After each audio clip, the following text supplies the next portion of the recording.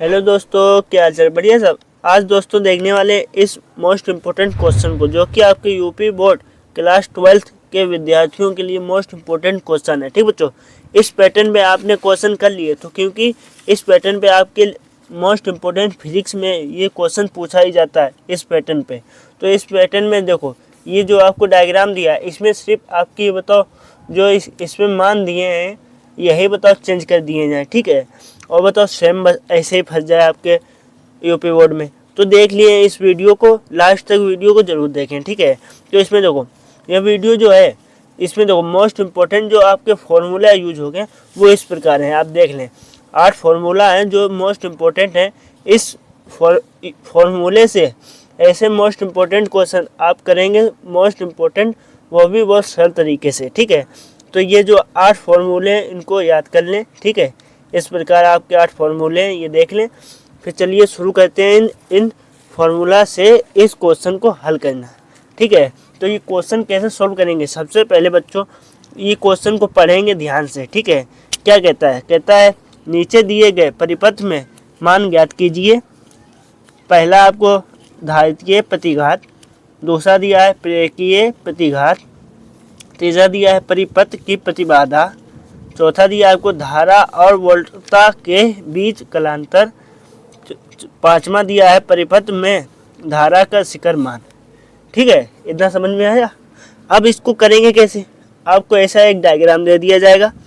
अब देखो इसमें जो आपको एक ही समीकरण दिया है v = 200 sin 100t। ठीक है, ये आपको जो एक समीकरण दिया है इसकी पहले तुलना करेंगे। तो सबसे पहले क्या करेंगे, तो इस जो समीकरण दिया है इसको लिखेंगे। ठीक है, तो v इक्वल दिया है तो लिखेंगे v = 200 sin 100t। ठीक है, 100t यही आपको समीकरण यहाँ पे दिया है। क्या कहता है, v = 200 sin 100t। ठीक है, पहले ऐसे समीकरण लिख लिया। अब इसकी आप लिखेंगे इसकी तुलना। ठीक बोलो, इसकी तुलना तो लिखेंगे इसकी तुलना किससे करोगे बच्चों, तो सर्वप्रथम जो मैं आपको बता रहा हूँ इसी समीकरण से सब ऐसे समीकरण की तुलना करना। तो आपका देखो क्या दिया है, मैं आपको लिख के दिखा रहा हूँ। तो देखो इसकी तुलना करना, v =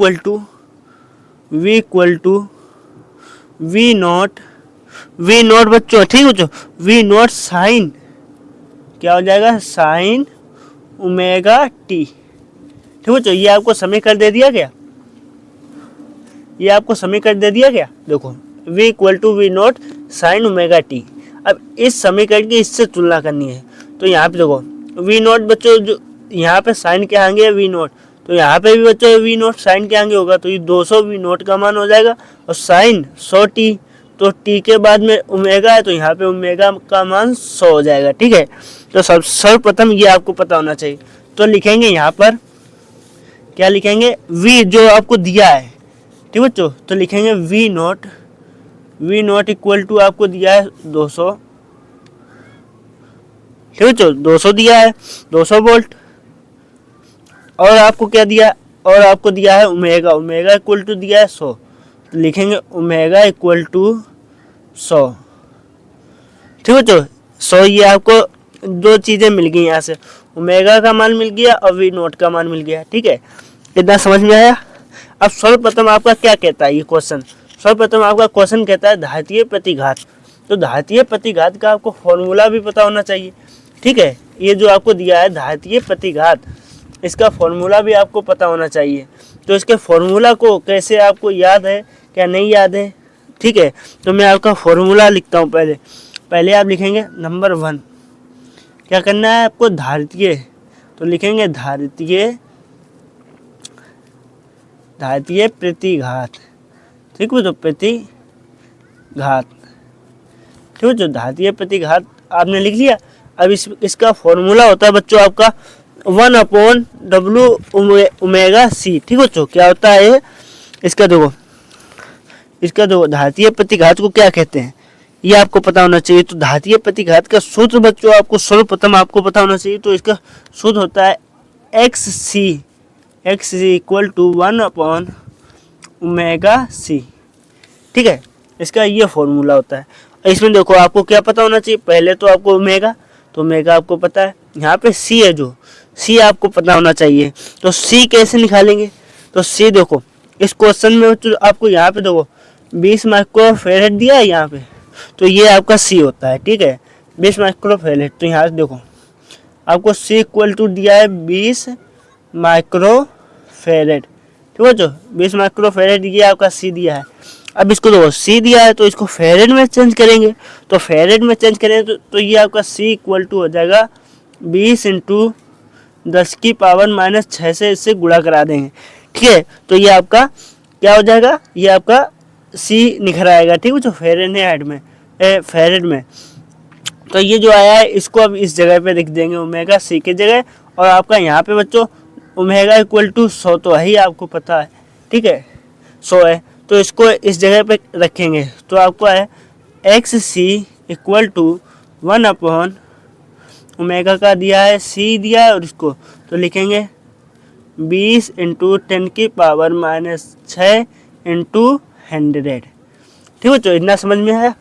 अब देखो यहाँ से 3 जीरो है, देखो एक ये जीरो और एक ये जीरो, 1 2 3 जीरो हो गए। तो यहाँ से 3 कम कर देंगे, तो ये आपका हो जाएगा एक्स सी इक्वल टू हो जाएगा 1 अपॉन, यहाँ पे 2 बचेगा, 2 इंटू में 10⁻⁻3।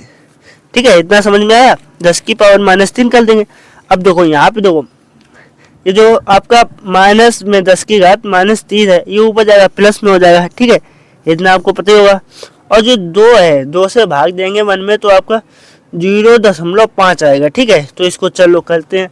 तो लिखेंगे एक्स सी इक्वल टू क्या हो जाएगा, इसको ऊपर ले जाएंगे, इससे इसको भाग देंगे तो आपका हो जाएगा 0.5। ठीक है, तो इंटू में ये 10⁻³ है, ये ऊपर गया तो 10⁻³ हो जाएगी प्लस में। ठीक है, ये हो गया, इतना समझ में आया।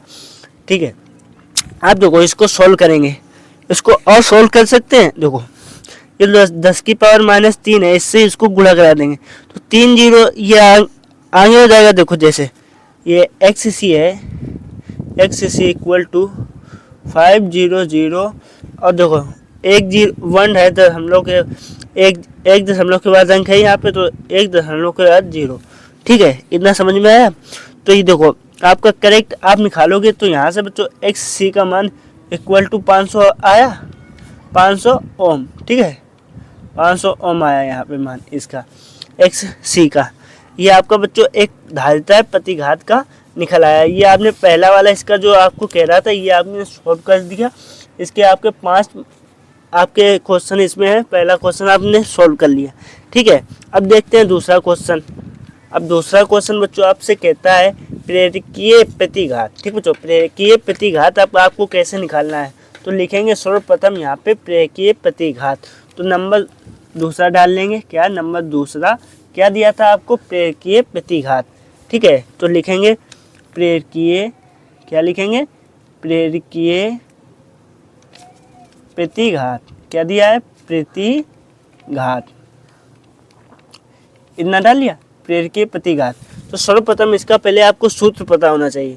तो इसका सूत्र क्या होता है, ठीक है, नहीं पता है आपको, तो इसका सूत्र होता है XL। ठीक बच्चों, इसका सूत्र होता है आपका बच्चों XL। ये देखो धारितीय प्रतिघात का होता है XC वाला सूत्र। ठीक है, तो इसका सूत्र होता है XL। तो XL आपको क्या दिया है, देखो इसका सूत्र XL इक्वल टू होता है आपका WL, मतलब ओमेगा L। ठीक है, तो XL इक्वल टू होता है ओमेगा L। ठीक है, तो ये आपका सूत्र होता है। ठीक है, तो इस सूत्र में आपको जो मैंने अभी आपको निकाल के दिया है उसका उपयोग करेंगे, और जो मैंने इसमें आपको दिया है। और देखो यहाँ पे देखो ओमेगा का मान पता ही है आपको, और L इक्वल टू 10H दिया है। ठीक है, तो 10H दिया है, L इक्वल टू, तो इसका भी इसमें यूज करेंगे। तो देखो इसको सोल्व करेंगे सर्वप्रथम। तो इसमें क्या देखो लिखेंगे XL इक्वल टू ओमेगा का मान कितना दिया है, ओमेगा का मान अभी देखो निकाला, तो ओमेगा का मान 100 दिया है, तो 100 लिख देंगे। ओमेगा का मान दिया 100, L का मान कितना दिया है, यहाँ पे L का मान दिया है आपको 10H। ठीक है, तो यहाँ पे इंटू में आपका हो जाएगा 10। ठीक है बच्चों, इतना समझ में आया। 10 हो जाएगा, 10 से इसको 100 से गुणा करा दोगे तो XL का मान आपका आ जाएगा 1000। ठीक है बच्चों, XL का मान कितना आया 1000। ठीक है बच्चों, 1000 ओम कितना आया 1000 ओम। ठीक है बच्चों, यही आपका बच्चों एक आंसर इसका हो जाएगा। ठीक है, ये आपका सॉल्व हो गया यहाँ तक, ये प्रतिघात निकलाया। अब तीसरा आपको निकालना है।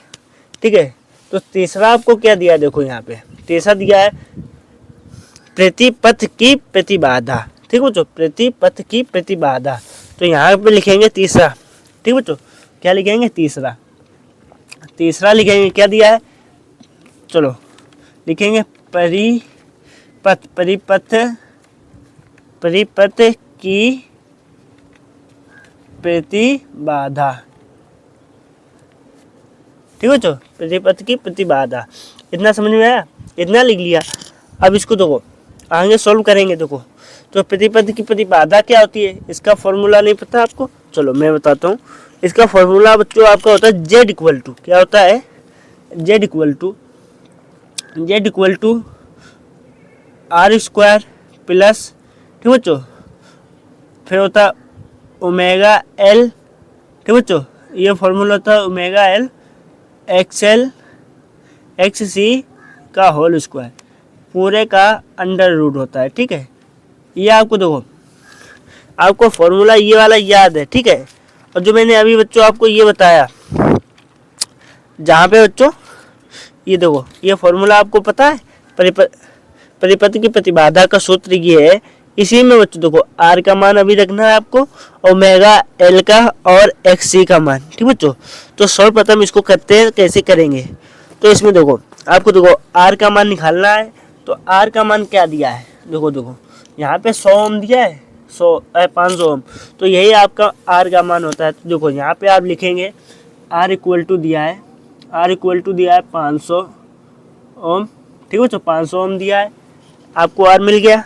अब अभी आपने बच्चों XL निकाला, ये जो आपने XL निकाला ये क्या दिया है 1000 ओम दिया है। ठीक है, तो लिख देंगे XL आपको दिया है 1000 ओम, 1000 ओम दिया है। ठीक है, और इससे सर्वप्रथम पहले आपने XC निकाला, तो XC आपको दिया था 500 ओम, तो लिखेंगे XC इक्वल टू 500 ओम। ठीक है, तो XC आपका निकला था 500 ओम, ये बच्चों आपने देख लिया। अब इस जो ये तीन दिए हैं मान आपको, उनको इस फॉर्मूले में रख देंगे, तो आपका बन जाएगा Z equal to under root R क्या दिया है आपको 500 का होल स्क्वायर।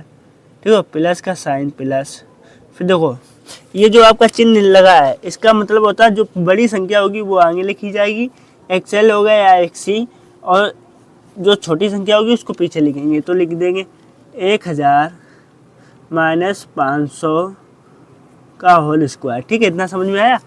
अब आपका Z इक्वल टू हो जाएगा 1000 से माइनस 500 करोगे तो 500 बचेगा, तो अंडर रूट 500 का स्क्वायर प्लस यहाँ पे 500 बचेगा, 1000 से माइनस करोगे 500, तो 500 का होल स्क्वायर। यहाँ से देखो 500 का होल स्क्वायर, 500 का होल स्क्वायर से 500 कॉमन आ जाएगा, तो लिखेंगे Z इक्वल टू 500 कॉमन आ जाएगा आपका 500 अंडर रूट 1 प्लस 1। ठीक है, तो Z इक्वल टू हो जाएगा 500 अंडर रूट 2। ठीक है, तो 2 ये आपका देखो इसका मान आ गया। ठीक है, ये परिपथ की प्रतिबाधा का मान इतना आ गया। ठीक है, इसको बच्चों आप बॉक्स में कन्वर्ट मतलब कैच कर देना है ऐसे। ठीक है, ये आपका Z का मान आ गया। इसी प्रकार इनको भी बच्चों आप एक बॉक्स में कर दो, क्योंकि एग्जामिनर आपके इन क्वेश्चनों को देखे तो पहले ही समझ जाए ये आपके आंसर हैं। ठीक है, ठीक है, इस प्रकार आप इसको बॉक्स में लिख देना। ये देखो आपका प्रतिघात का परिपथ की प्रतिबाधा का सूत्र का आ गया। ठीक है, अब देखो आपके 3 और बच्चे हैं सोल्व करने के लिए, तो 3 सोल्व करने के लिए बचे हैं। तो आपका चौथा क्या कहता था, चौथा कहता था देखो धारा और वोल्टता के बीच कलांतर, तो धारा और वोल्टता के बीच कलांतर कर लिखेंगे, तो लिख देंगे यहाँ पे फॉल्ट वाला। ठीक है, क्या लिखेंगे फॉल्ट, फॉल्ट आपको क्या दिया है फॉल्ट धारा। क्या दिया था आपको, धारा और वोल्टता के बीच कालांतर। लिखेंगे धारा और वोल्टता। ठीक बच्चों, क्या बच्चों, वोल्टता के बीच कालांतर। ठीक बच्चों, इसको देखेंगे तो इसका सूत्र बच्चों आपका होता है tan इक्वल टू, क्या होता है, tan फाई इक्वल टू आपका होता है XL डिफरेंस Y। ठीक बच्चों, क्या होता है XL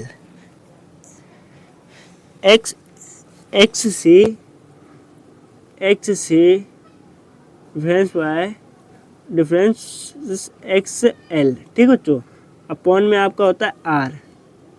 बच्चों ये आपको फॉर्मूला याद हो गया। तो इसमें देखो XC का भी मान निकाला ही था, ऊपर दिखा था XC।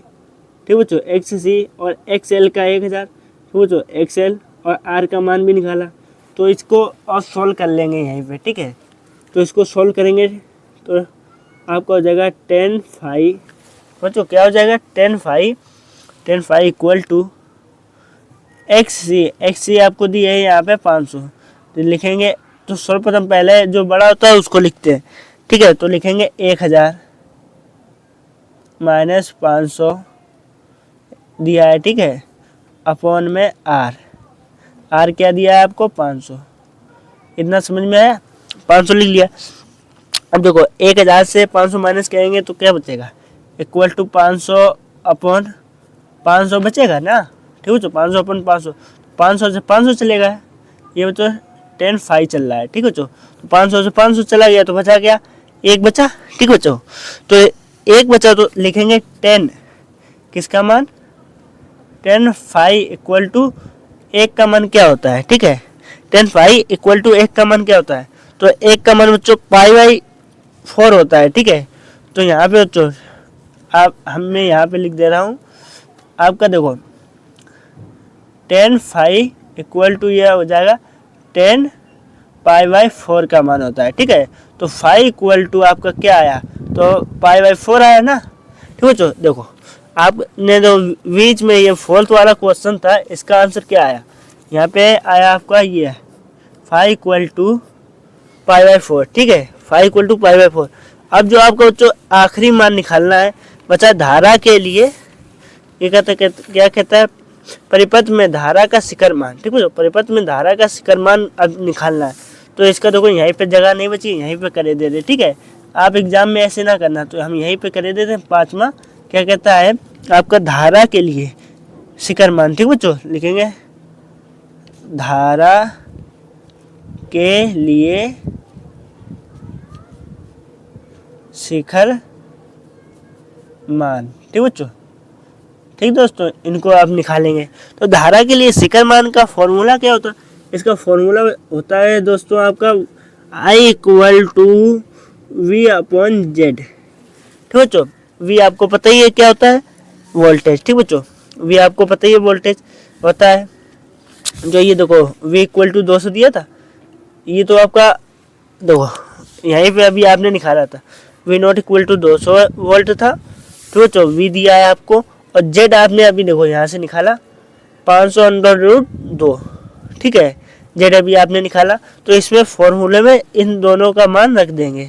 तो आप लिखेंगे इक्वल टू V का मान अभी मैंने आपको दिखाई 200 दिया था, अपॉन में Z का मान दिया था 500√2। ठीक है, इतना समझ में, दो 2 0 है, 2 0 2 0 है, अंडर रूट से 2 गया ये। ठीक है, तो ये बच्चों आपका क्या हो जाएगा, equal to I equal to आपका हो जाएगा √2/5। ठीक है, AMP। ठीक है, इतना देखो, ये देखो ये जो आपका मान आया है। ठीक है, ये जो अभी इसको सॉल्व किया, ये देखो 5वें का आंसर ये आया। देखो कितने सरल तरीके से मैंने ये क्वेश्चन आपको समझा दिया। ठीक है, तो इस पैटर्न पे जो आपके मोस्ट इम्पोर्टेंट क्वेश्चन बनते हैं, ठीक बच्चों, तो ये क्वेश्चन देख लो और चैनल को सब्सक्राइब कर लो और वीडियो को लाइक कर दो। इस पैटर्न पे क्वेश्चन आप करते रहें और इस प्रकार के पैटर्न पे आपके क्वेश्चन मोस्ट इम्पोर्टेंट है यूपी बोर्ड के लिए। ठीक है, तो ऐसे पैटर्न पे वीडियो आपको अगला चाहिए तो कमेंट कर दें। ठीक है।